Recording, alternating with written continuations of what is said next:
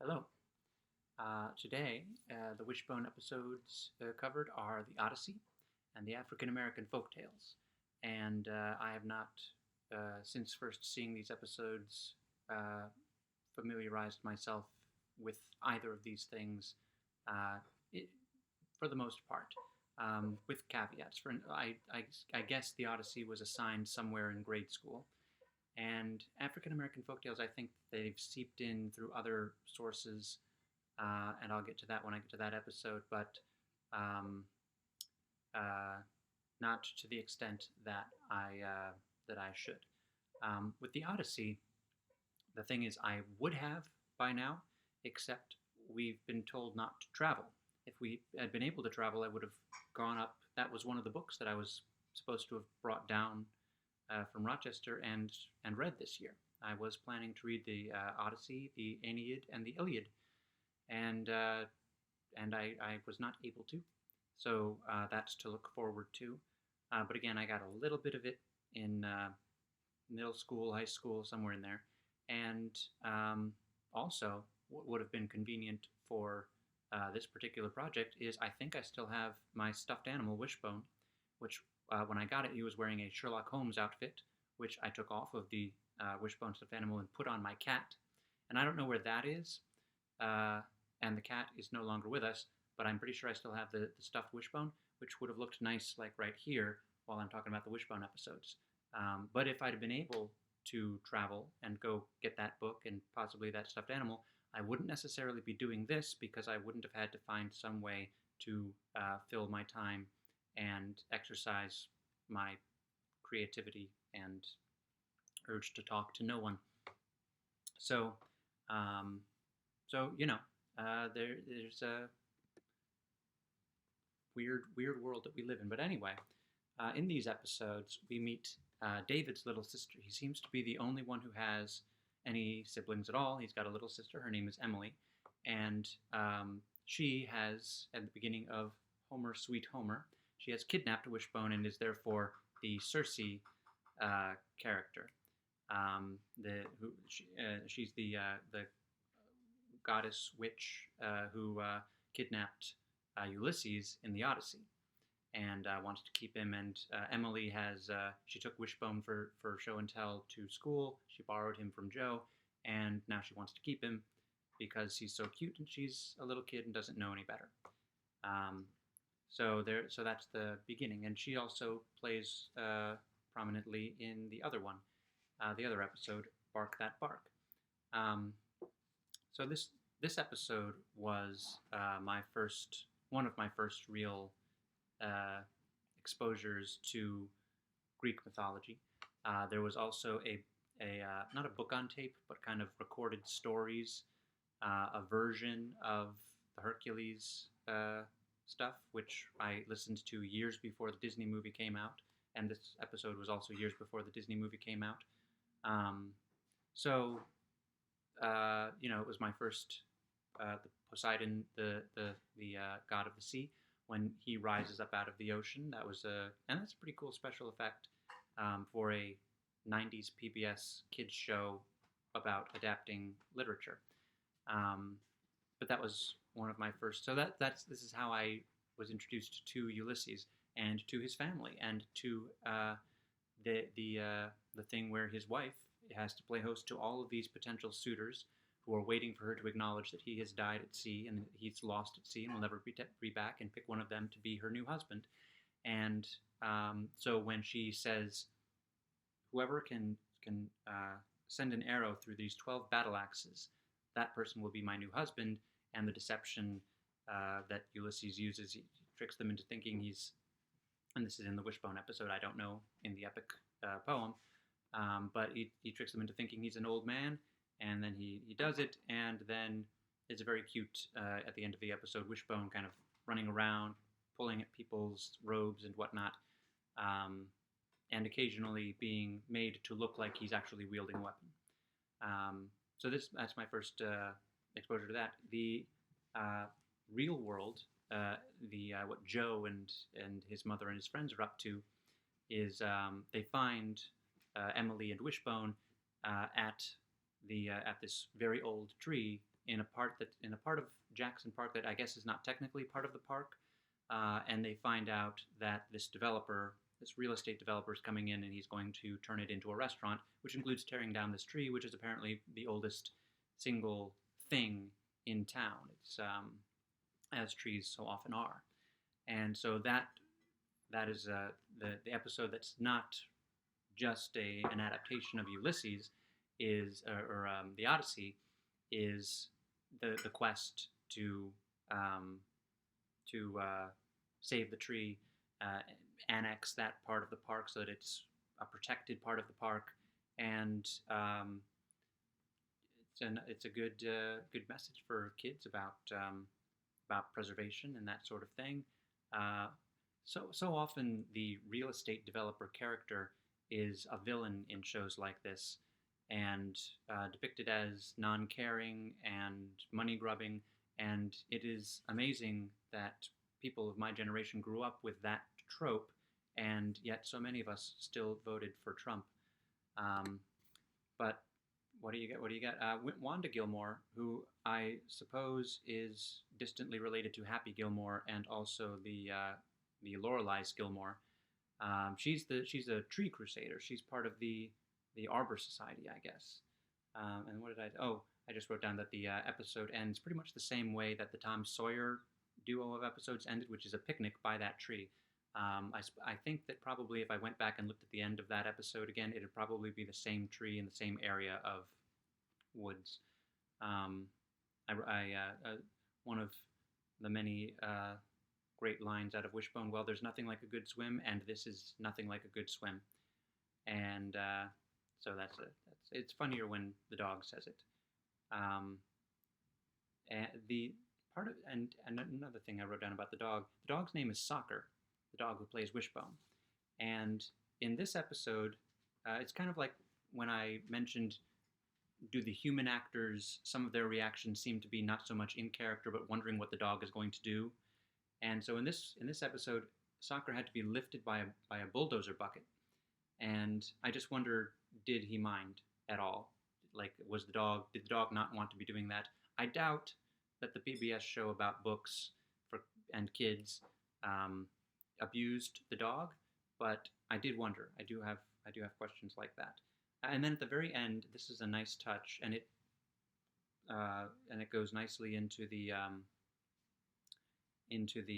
next episode. At the end, Wishbone is explaining that the poem wasn't written down and it wasn't written down, published as a book, and that's how people knew it. It was passed along through the oral tradition. So Homer would have spoken the whole poem to people, and then over the years it got written down. I guess I don't know exactly what that process was, but Wishbone teaches the kids watching Wishbone about the oral tradition, and they have an actor speaking ancient Greek, and then the actor who voices Wishbone tries to speak ancient Greek. And in the very next episode, a storyteller, an oral tradition participant, is named Homer, and that is Bark That Bark. David's uncle is a storyteller. He passes along through the oral tradition, but also through teaching dance and rhythms and music, African folk tales. And the Wikipedia listing of this episode said African American folk tales. It's really, as is immediately apparent at the beginning of the episode, because Wishbone goes through the process, but African folk tales by way of all the different countries of the African diaspora. Wishbone says he's playing Anansi, the spider, but he says, in the Caribbean I'm known as this, in the West Indies I'm known as this, and in America I'm known as this. So it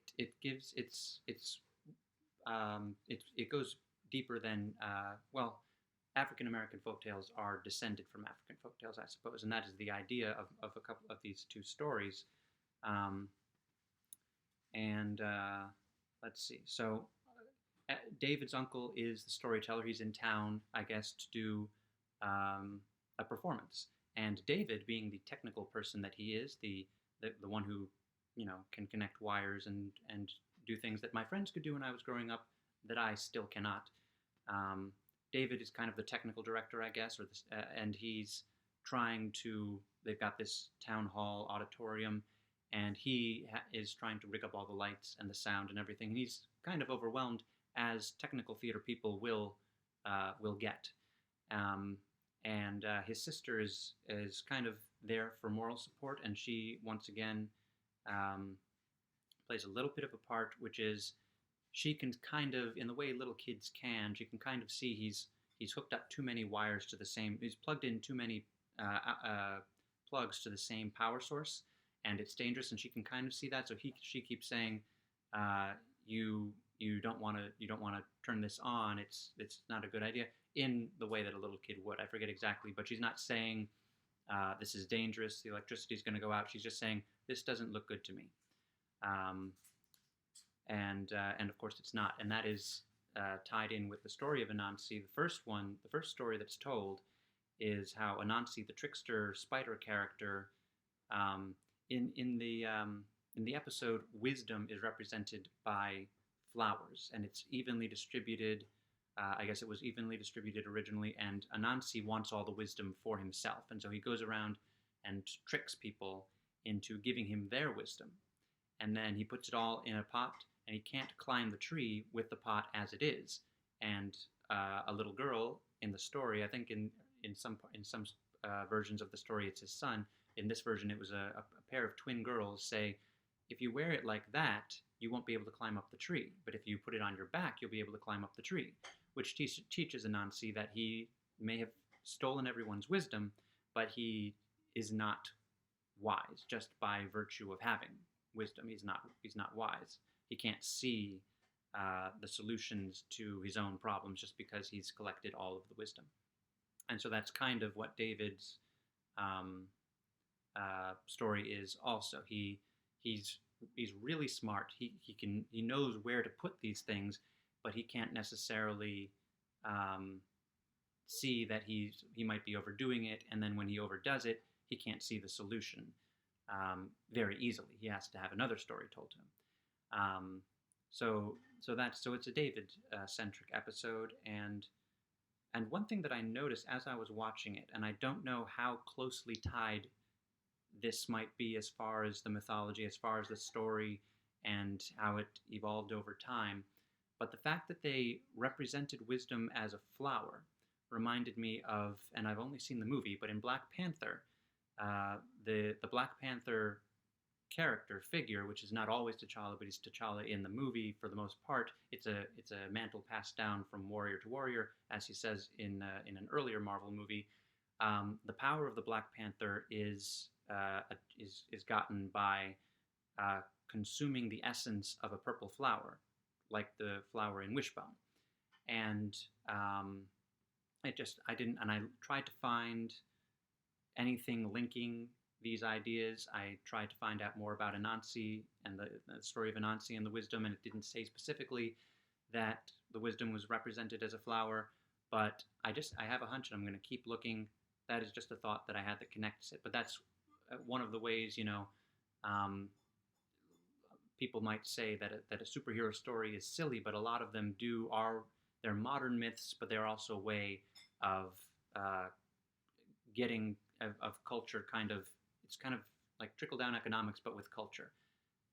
Kids aren't necessarily going to look at the ancient stories, but if you give them the same ideas in a similar package, then they might eventually get there, but they get the same essence. That was a neat connection that I wouldn't have made back in the early 90s because I wasn't into comic books or comic book movies. The other story is The People Who Could Fly, and it's about how it's actually kind of a superhero story in itself. Wishbone plays a character, and he and his father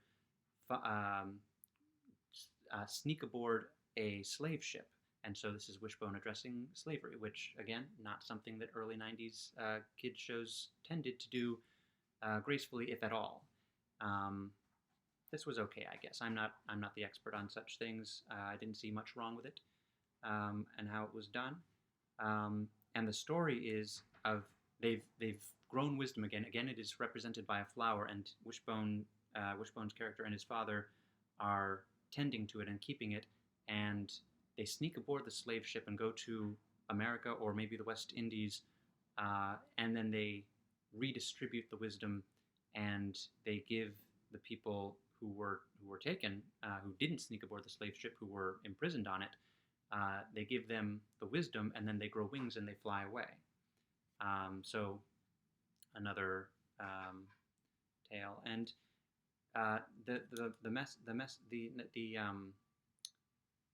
the gist, the fact that these stories, there is a physical book that Wishbone shows that says African American Folktales or whatever it says on it, because Wishbone has to have a book to paw at to introduce the. We're going into fiction now, but as exemplified by David's uncle, I think a lot of these stories, and part of the reason that I haven't read them, is that they're not really necessarily supposed to be read. They were passed down. They would have only recently probably been written down, and before that they would have been in the oral tradition, which is what David's uncle, how he presents them. And he's again named Homer, so connecting him to the Odyssey, and that had to be deliberate.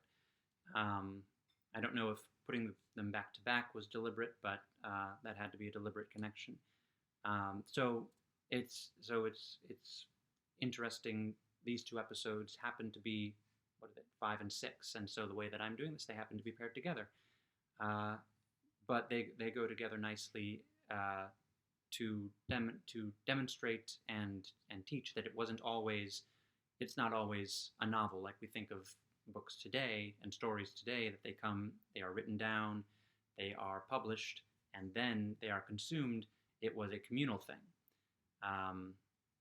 Like there's a New York Times article that I didn't read, but I read the blurb that part of there are a bunch of screen adaptations of A Christmas Carol, for instance, but another a Christmas Carol tradition is that theater companies, including in New York City here, but around the country, put on their own versions or other people's versions that they license of A Christmas Carol, and it's a holiday tradition to come gather all the people in the town, not all the people, but the cultured people, together, and they sit and they watch this. They watch this story that everybody knows. It's a new version or an old version or a different version, but a story that everybody comes together to see all together, and that's the important thing about the oral tradition and theater storytelling.